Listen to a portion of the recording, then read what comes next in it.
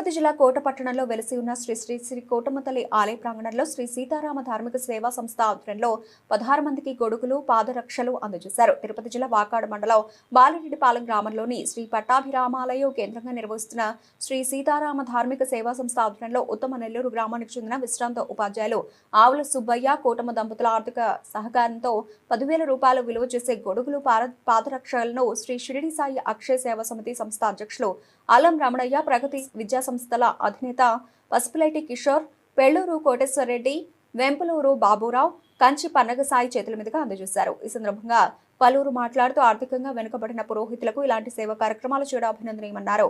ఈ కార్యక్రమంలో సంస్థ ప్రతినిధులు దేవి అనంతబాబు, హేమంత్ శర్మ, నరేష్ శర్మ, నాగరాజు, శివశంకర్, నందకుమార్ శర్మ తదితరులు పాల్గొన్నారు.